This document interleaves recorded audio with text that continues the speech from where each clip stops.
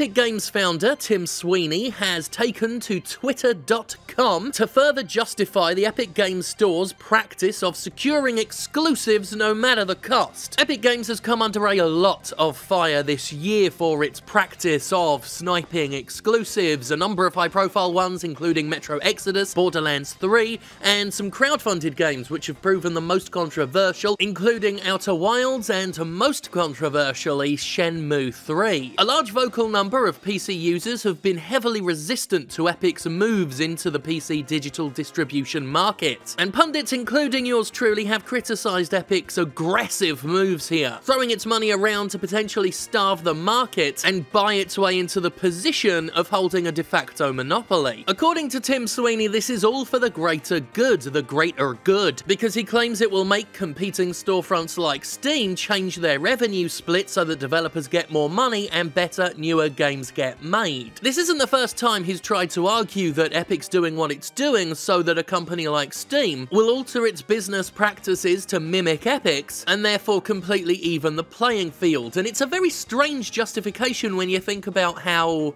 well, you know, how businesses actually operate. But he's gone into a lot more detail on the subject this time. Tim argues, as he has done in the past, that this all comes down to the revenue split. Epic takes a 12% cut from the sale of games on the Epic Games Store, while Steam takes 30%. And according to Sweeney, Epic buying up all of these exclusive games and ensuring that Steam doesn't get them for at least a year will force Steam to match Epic's revenue split. Here is what Sweeney said on the matter. "We believe exclusives are the only strategy that will change the 70-30 status quo at a large enough scale to permanently affect the whole game industry. For example, after years of great work by independent stores, excluding big publishers like EA, Activision, Ubi, none seem to have reached 5% of Steam's scale. Nearly all have more features than Epic, and the ability to discount games is limited by various external pressures. This leads to the strategy of exclusives, which, though unpopular with dedicated Steam users,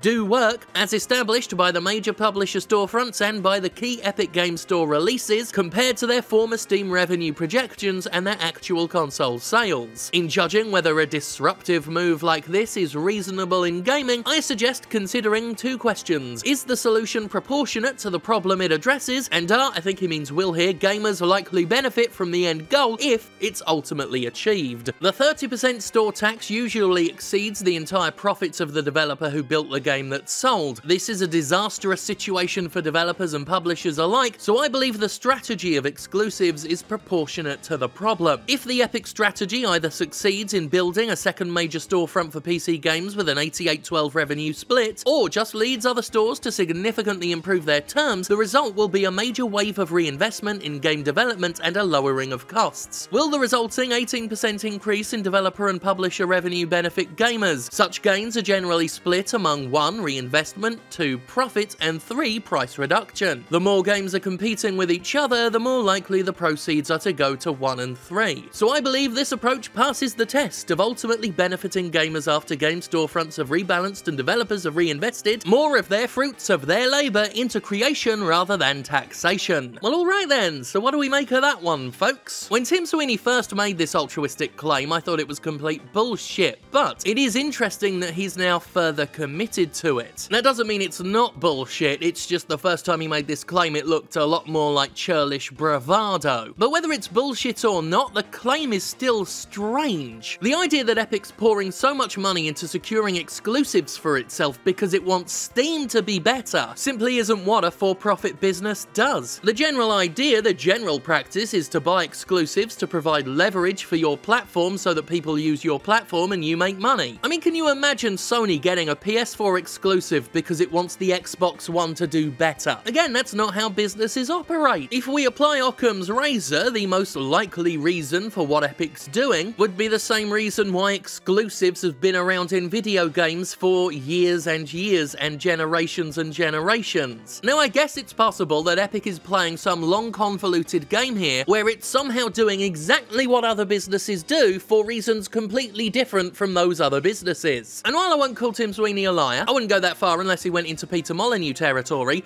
I do nonetheless find his claims very difficult to believe. Sweeney said in the past that Epic will stop poaching exclusives if Steam can match their revenue split. He rather dramatically said if Steam committed to a permanent 88% revenue share for all developers and publishers without major strings attached, Epic would hastily organise a retreat from exclusives while honouring our partner commitments and consider putting our own games on Steam. And really? Really? Is that a genuine claim, or is that just calling Steam's bluff? Because that's Tim Sweeney saying that the Epic Games Store will become less competitive if its competition becomes more competitive. Considering exclusivity is by far the Epic Games Store's biggest advantage, I find it so difficult to believe that a hasty retreat from said advantage is something Epic would be on board with. Again, Occam's razor suggests that what Epic's really doing is exactly what it looks like Epic's doing, using its vast resources to secure exclusives because that's the only way Epic can compete right now. If it were really doing it for the glory of the PC platform, surely that's what they would have led with. I could be wrong. Like I said, I could be wrong, and they could be doing it for this longer game they're playing for the overall benefit of game developers. But in general, when any corporation tells me they're doing something for my benefit and for the benefit of others, I hope they forgive me for finding it very difficult to believe them. Corporations are in it for themselves. Nevertheless, as I've said before, Valve is not blameless here. The Steam storefront has been a mess for a long time, and I've said in the past that I don't blame independent studios for taking Epic's deal. They get a better revenue split, and they're on a storefront where they won't be buried by daily deluges of asset flips. Though of course if it's a crowdfunded game and it was crowdfunded under the belief that the game would be on Steam, that's a different case. Shenmue 3 especially fucked it there, though one would have to ask Epic how breeding that much bad will benefited game development. But anyway, we were talking about Valve's role in all this, which is difficult because Valve's barely played a role. They just sat back, rested on their laurels, and they've done what they've been doing now for years, which is hardly much of anything. They're just complacent. They rely on the Steam community for almost everything, from quality control to reviews to reporting to curation, and in this case it's like they're relying on their community to fight back against Epic, because Valve sure as shit ain't done nothing. Epic's buying up the PC market and Valve stuck its head in the sand. Good Old Games has done more. Their GOG Galaxy 2.0 client will unify storefronts so you can use it to launch the games you've bought on the Epic Games Store and the Steam storefront. How the hell did the market leader not get in there first? The only major good news about Steam during this whole battle was Microsoft pledging to bring its games to Steam, and that's a different company providing the good news. One hopes that Valve will eventually rise to the challenge and we'll see some real competition instead of one company aggressively consuming the market. Valve's complacency here epitomizes all of the complaints, all of the criticisms I've had about Valve over the past decade, which is why I still maintain the mantra of screw Steam, even as I'm incredibly wary and worried about what Epic's been doing. I've no sympathy for either side, and I want neither to dominate. In that regard, what Tim Sweeney promises is something I might actually be interested in seeing. It's just, would Epic actually give up all of those exclusives? It's a nice thing to promise, it's something else entirely, to cut your own legs from under you like that. In any case, I guess we'll see. Or we won't. Something tells me the battles between platforms is not something that's going to be resolved anytime soon.